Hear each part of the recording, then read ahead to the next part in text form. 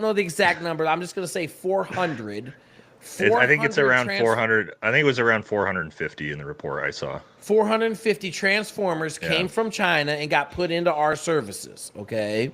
So I'm going to say this, but the easiest way to shut them down is like they did in the San Jose transformer attack.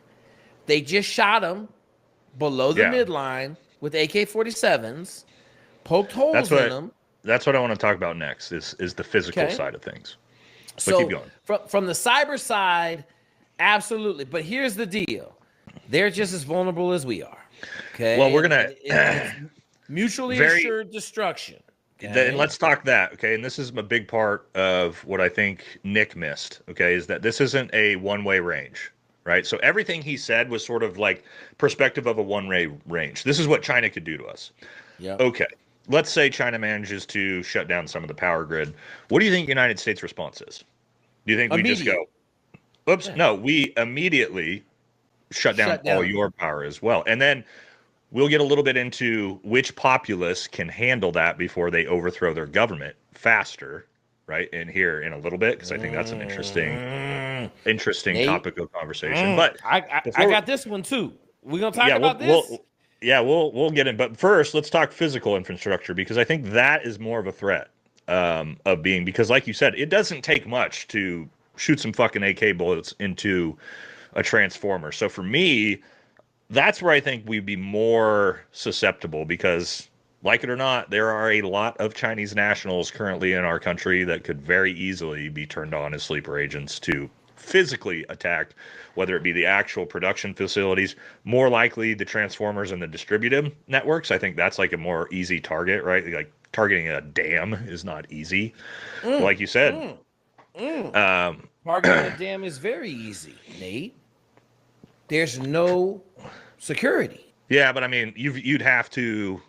What I mean is, it's a lot harder. You can't just go and shoot some AK-47 bullets into the side of a dam and cut off the power, which you can do. Knock down telephone poles, knock down shoot holes in transformers. See what I mean? I'm just talking about ease of access from.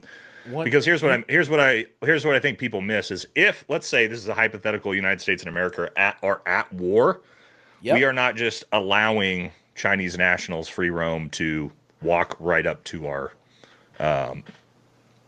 facilities, like our power. We're gonna put some people in charge. Yes, I agree with that. But I'll tell you what. Not to say it's not possible, because it is. Yeah, the network's huge. And this is the one that, so when people start talking about critical infrastructure protection, nobody quite understands how hard it is to defend against, call it 1 million miles of power line.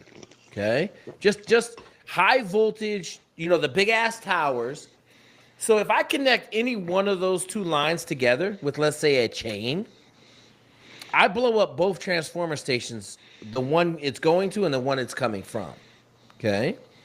So I want people to understand, like, we're not talking, I don't need a fucking aircraft to disable the power between two nodes. Now, I will say this. I just looked at this maybe 2 weeks ago because someone was talking about the nodes in our power system.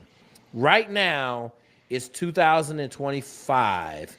In 2004, when I was working on this stuff, there were no nodes. Everything was one directional.